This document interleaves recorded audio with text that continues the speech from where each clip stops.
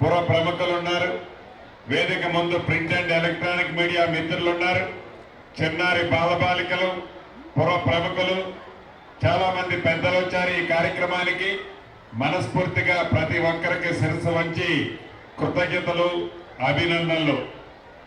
చాలా సంతోషం. ఈరోజు ఆశా ఫౌండేషన్ పేరుతో పదవి ఉన్నా లేకపోయినా ప్రజలలో ఒక అవేర్నెస్ తీసుకొచ్చే కార్యక్రమాన్ని మొదటి నుంచి దయానంద రాఘమయ్య గారు గడిచిన 20 సంవత్సరాల నుంచి ఈ ఫౌండేషన్ పేరుతో స్వచ్ఛంద కార్యక్రమాలు అనేకమైన చేశారు. వారి పాప మన మధ్య లేకపోయినా ఆ పాప స్మృతులు గుర్తు తెచ్చుకొని ఒక మంచి కార్యక్రమాన్ని వారు శాసనసభ్యులు అయిన తర్వాత ఈనాడు ఈ వనమహోత్సవ కార్యక్రమాన్ని వేలాది మందిగా చిన్నారి బాలబాలికలకు కూడా అవేర్నెస్ తెచ్చే విధంగా, పుర ప్రముఖులకు అవగాహన కలిగే విధంగా, మీడియా మిత్రులు మంచిగా దీన్ని పబ్లిసిటీ చేసే విధంగా మంచి పెద్ద ఎత్తున ఈ కార్యక్రమాన్ని ఏర్పాటు చేశారు. మనస్ఫూర్తిగా ముందుగా ప్రభుత్వంలో వారు ఉన్న ప్రభుత్వ పక్షాన మంత్రిగా, అటవీ శాఖ మంత్రిగా మా అందరి తరఫున వారి కుటుంబానికి అభినందనలు, కృతజ్ఞతలు తెలియజేస్తున్నాను. అడవుల గురించి, పచ్చదనాన్ని గురించి, పరిశుభ్రత గురించి చాలా వివరంగా మనిషి మనుగడ కలగాలి, ఉండాలి అంటే ఈ పచ్చదనానికి ఉన్న ప్రాధాన్యత ఎంత, ఈ చెట్లను పెంచడం వల్ల వచ్చే లాభం ఏంటి, మనం ఆరోగ్యంగా వెనక పెద్దోళ్ళు 100 ఏళ్లు బ్రతికారు అంటే దానికి కారణం ఈ చెట్లే అనేది ఇంతకు ముందు పెద్దలు చాలా స్పష్టంగా వివరించారు. ఇది నిజం కూడా.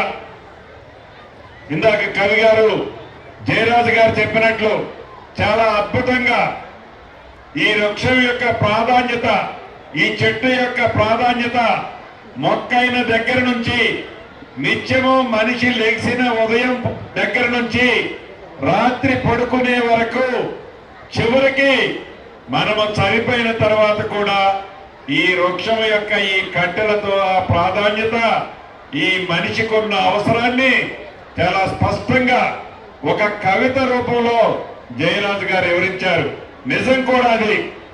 ఒక్క నిమిషం మీరు ప్రశాంతంగా ఆలోచిస్తే ఈ పచ్చదనం యొక్క గొప్పతనం, మనం ఎన్ని టెన్షన్లో ఉన్నా, ఎన్ని ఇబ్బందుల్లో ఉన్నా ఒక పచ్చగా ఉన్న చెట్ల మధ్యలోకి మనం పోతే మనకి తెలియకుండానే మనలో ఒక ప్రశాంతత, మనం ఆలోచించుకునే జ్ఞానాన్ని ఆ పచ్చదనం మనకి ఇస్తుంది. చెట్లే కదా ఏముంది అని అనుకుంటే కాదు.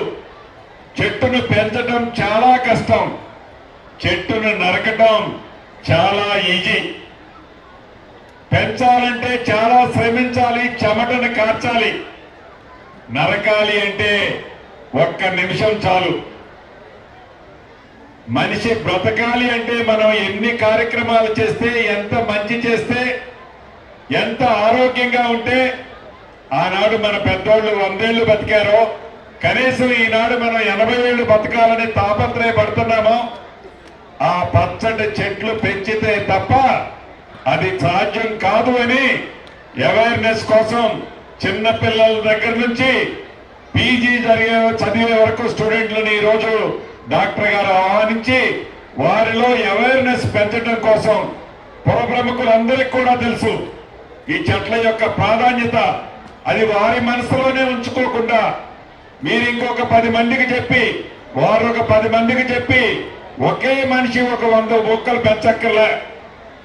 ఒక్కొక్క వ్యక్తి ఒక 10 మొక్కలు 5 మొక్కలు పెంచితే ప్రతి ఒక్కరిలో ఆ సంకల్పం వస్తే తప్పకుండా ఈ హరితహారం ఏదైతే మనం కార్యక్రమాన్ని చేపట్టిందో గౌరవ ముఖ్యమంత్రి గారు, ఇది గ్రాండ్ సక్సెస్ అవుతుందని మనస్ఫూర్తిగా మీకు తెలియజేసుకుంటూ, ఈనాడు ఈ రాష్ట్ర ప్రభుత్వం యొక్క ఆలోచన చెట్లను పెంచడమే కాదు, విద్యలోనే కాదు, వైద్యంలోనే కాదు, అన్ని రంగాల్లో పేదోడు కొనుక్కున్న ఈ ప్రభుత్వం వచ్చిన తర్వాత గౌరవ ముఖ్యమంత్రి రేవంత్ రెడ్డి గారి నాయకత్వంలోని ఈ ప్రభుత్వం అన్ని సెక్టార్లకు అన్ని రంగాలలో అన్ని మతాలు కులాలు ప్రాంతాలకు సమతుల్యంగా ఈ రాష్ట్ర ప్రభుత్వం ఈనాడు పనిచేస్తుంది.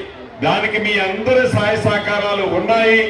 భవిష్యత్తులో కూడా ఇలానే ఉండాలి అని మనస్ఫూర్తిగా కోరుకుంటూ మరొక్కసారి ఆశా ఫౌండేషన్ ప్రతినిధులందరినీ అభినందిస్తూ సెలవు తీసుకుంటున్నాను. Thank you very much.